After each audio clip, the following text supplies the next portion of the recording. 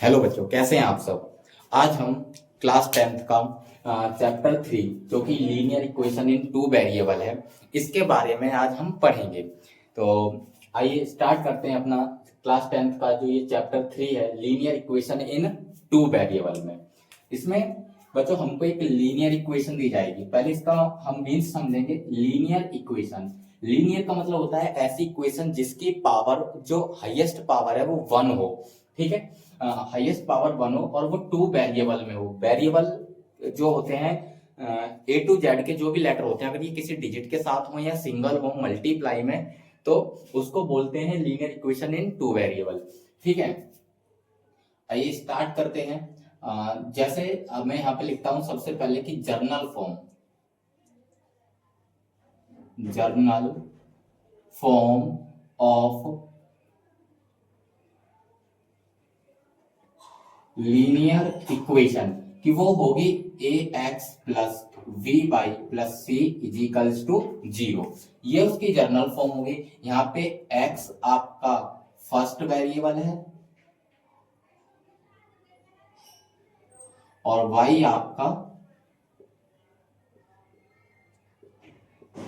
Second variable है और सी जो होगा वो आपका कांस्टेंट होगा, कांस्टेंट टर्म। इसी तरीके से ये तो जनरल फॉर्म है लीनियर इक्वेशन की। अगर आपके पास अगर टू लीनियर इक्वेशन दी हुई है ना, यहां पे लिख देते हैं व्हेन टू लीनियर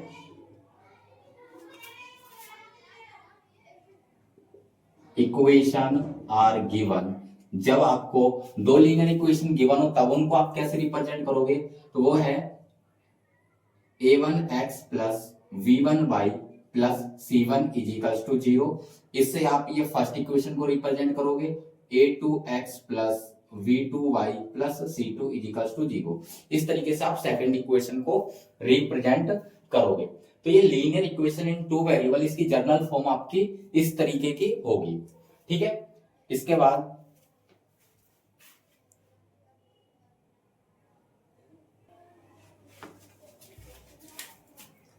अब इसमें अभी हमने जैसे कि पढ़ा था कि हमको दो लीनियर इक्वेशंस दी जाएंगी। मान के चलते हैं a1x plus v1y plus c1 इजिकल्स to 0। मान के चलते ये हमारे पास फर्स्ट इक्वेशन होगी और इसके साथ साथ a2x plus v2y plus c2 इजिकल्स to 0 ये हमारे पास सेकंड इक्वेशन होगी। जब हमको ये दो इक्वेशन गिवन होंगे तो क्वेश्चन हमसे ऐसे पूछेगा कि इन दोनों लाइनों से किस तरीके का ग्राफिकल रिप्रेजेंटेशन होगा, मतलब कि ग्राफ किस तरीके का रिप्रेजेंट करेंगे। ठीक है, ये जो लाइनें हैं वो सॉल्यूशन किस तरीके का रिप्रेजेंट करेंगी, हमें इसमें बताना होगा जब हमको दो लाइन इस तरीके से गिवन होंगी। तो इस कंडीशन में हमको क्या करना है, सबसे पहले हमको वैल्यू फाइंड करनी है a1 अपॉन में a2 कॉमा v1 अपॉन में v2 एंड c1 अपॉन में c2। हमें इसकी वैल्यू चाहिए होगी। a1 की वैल्यू हमें मिल जाएगी फर्स्ट इक्वेशन से, b1 की वैल्यू फर्स्ट इक्वेशन से, c1 की वैल्यू फर्स्ट इक्वेशन से। इसी तरीके से a2 b2 c2 की जो वैल्यू मिलेगी वो हमें मिलेगी सेकंड इक्वेशन से। और हम a1 अपॉन में a2 b1 अपॉन में b2 c1 अपॉन में c2 इसकी वैल्यू को फाइंड कर लेंगे।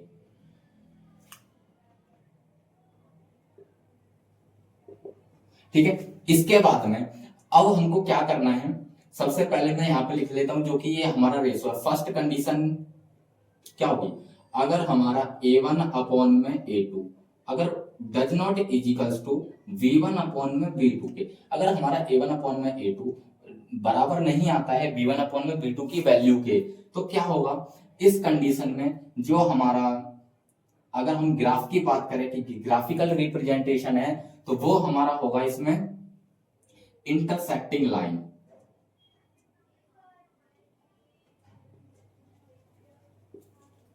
इंटरसेक्टिंग लाइन, ठीक है। इसके बाद अगर हम सॉल्यूशन की बात करें तो सॉल्यूशन कैसा होगा बच्चों, सॉल्यूशन होगा यूनिक सॉल्यूशन। यूनिक सॉल्यूशन यानी कि ओनली वन सॉल्यूशन होगा। इसी के साथ साथ अगर सेकंड कंडीशन a1 अपॉन में a2 हमारा बराबर होता है b1 अपॉन में b2 के और बराबर होता है c1 अपॉन में c2 के।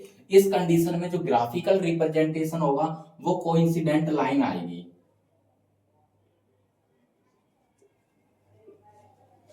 Coincident line. और सॉल्यूशन की बात करें तो मैनी सॉल्यूशन होगा।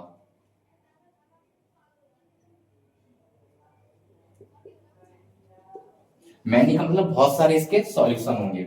और थर्ड कंडीशन में अगर आपका a1 अपॉन में a2 की वैल्यू जो है b1 अपॉन में b2 की वैल्यू के तो बराबर होती है, लेकिन does not is equals to c1 upon में c2, लेकिन c1 अपॉन में c2 के बराबर नहीं होती है, तो जो आपकी जो लाइन होगी वो बच्चों पैरेलल लाइन होगी।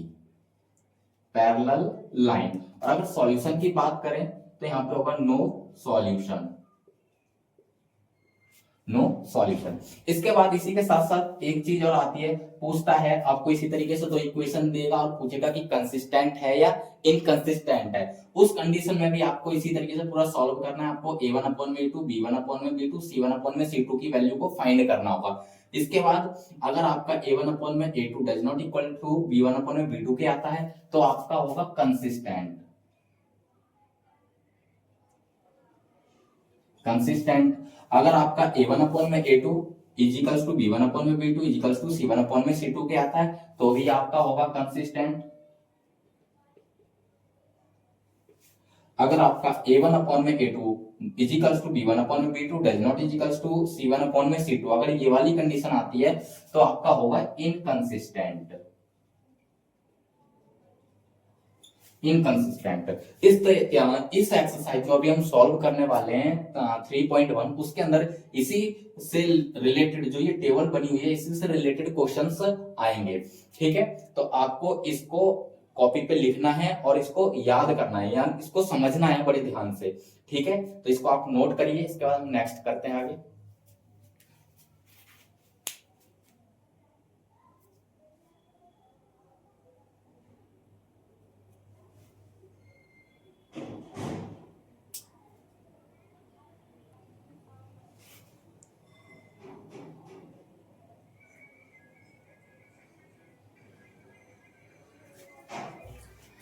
आइए सॉल्व करते हैं चैप्टर 3 की जो एक्सरसाइज 3.1 है इसका, और ये भी क्वेश्चन नंबर फर्स्ट। इसमें बोला गया है कि from the pair of linear equation, जो लीनियर इक्वेशन का पेयर है कि from the pair of linear equation in following problem and their solution graphically. ये कहता है कि जो भी ये प्रॉब्लम दी हुई है इससे लीनियर इक्वेशन का पेयर बनाइए। लीनियर इक्वेशन का पेयर यानी कि दो लीनियर इक्वेशन बनेंगी इसके अंदर। ठीक है, तो वो पेयर बनाने, इसके बाद में जो भी इसका जो सॉल्यूशन है वो आपको ग्राफिकली बताना है, मींस ग्राफिकली मेथड से बताना होगा आपको। तो इसमें बोला गया है कि 10 इस पहला क्वेश्चन है, क्वेश्चन नंबर 1 में दो क्वेश्चन है। तो इसका फर्स्ट पार्ट है कि 10 student of class 10th took part in a mathematics quiz. एक क्लास 10th के 10 स्टूडेंट हैं, वो मैथमेटिक्स के एक क्विज में पार्टिसिपेट करते हैं। If the number of girl, अगर गर्ल का number is 4 more than the number of boys.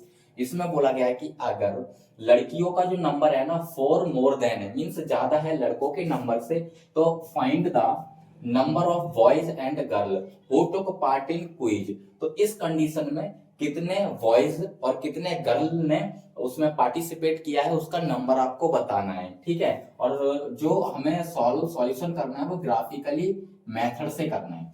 तो आइए सबसे पहले तो हम इसको सॉल्व करते हैं और सॉल्व में लिखते हैं। देखिए ये कहता है कि क्लास 10th में 10 स्टूडेंट हैं, यहाँ पे ये नंबर ऑफ स्टूडेंट दिया हुआ है, तो हम इसमें मान के चलेंगे।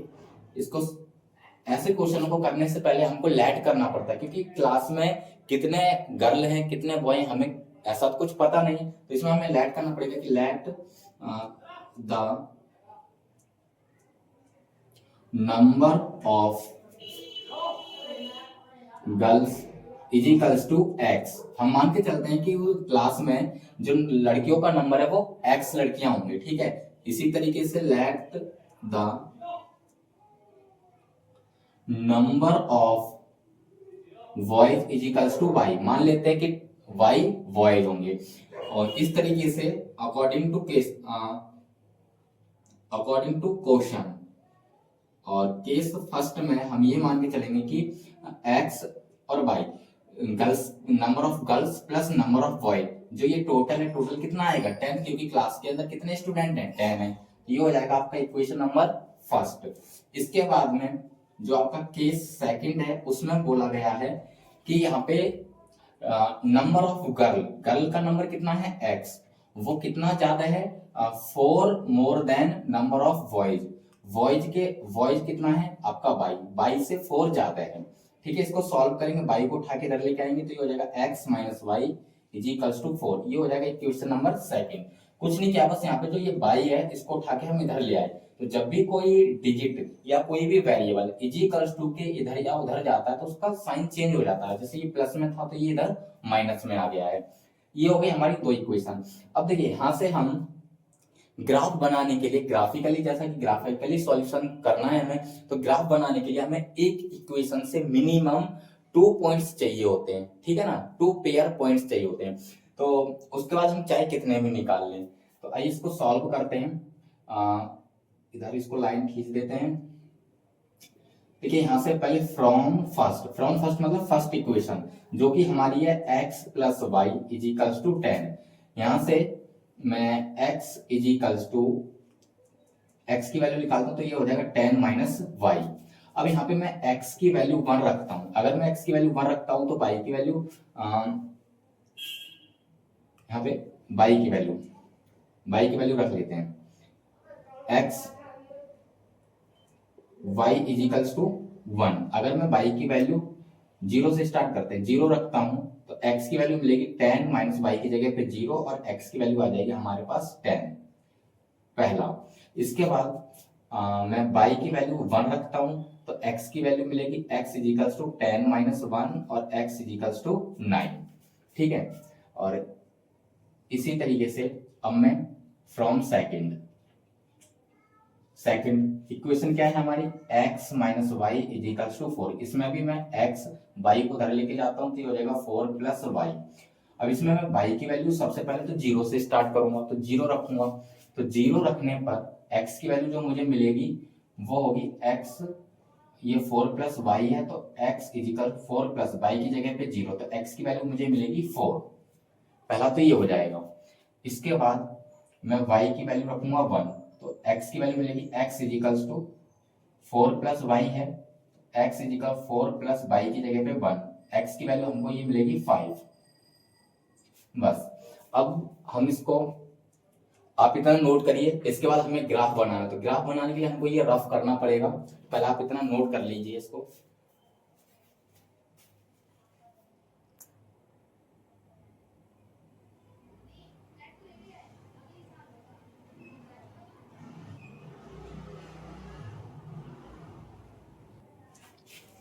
हम ग्राफ बनाने के लिए सबसे पहले जो अभी हमने फर्स्ट इक्वेशन से जो हमको मिला है, जो हमने पॉइंट्स निकाले, आइए उनको इस तरीके से रख लेते। देखिए हमने एक बॉक्स बनाया, बॉक्स को इस तरीके से डिवाइड किया, ऊपर x और नीचे y।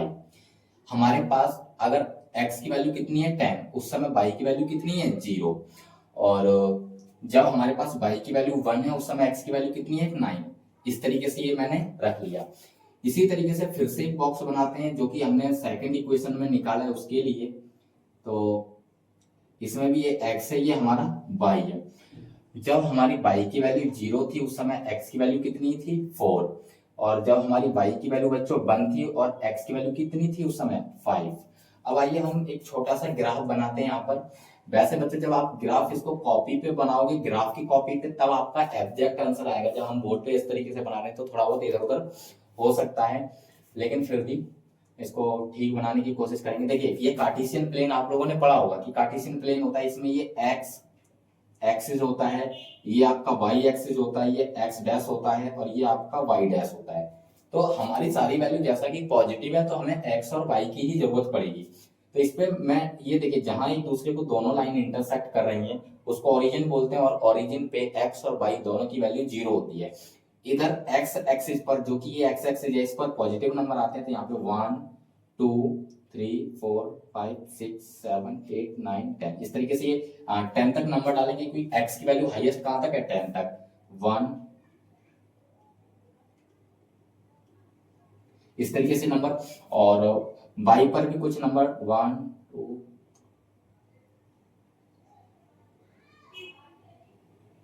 इस तरीके से मैंने वाई पर भी नंबर डाल दिए। अब यहाँ देखिए, जब हमारी x की वैल्यू 10 है बच्चों, ये x की वैल्यू 10, उसमें y की वैल्यू कितनी है 0, तो y की वैल्यू हो या x की वैल्यू हो, जीरो मिल इस वाले पॉइंट पे 0 होती है, तो 0 के ठीक सामने x की वैल्यू ये यहाँ पे 10, एक पॉइंट तो हमको ये मिल गया है।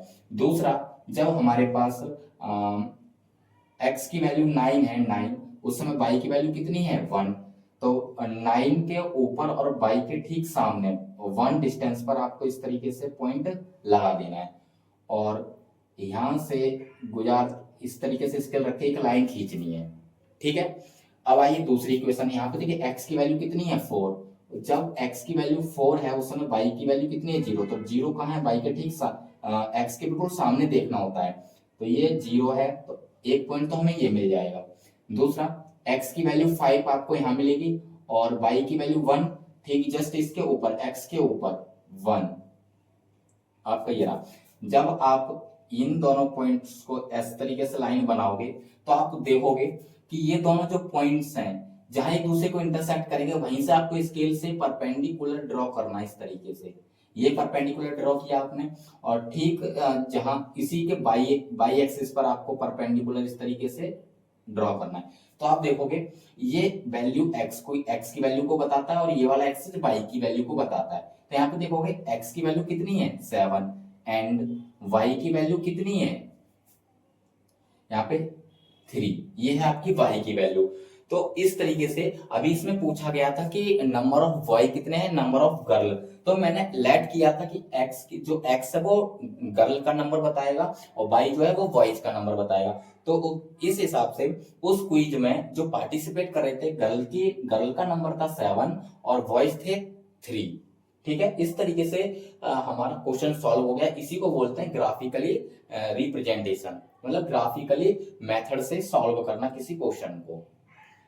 इसके बाद इसका नेक्स्ट क्वेश्चन है सेकंड पार्ट,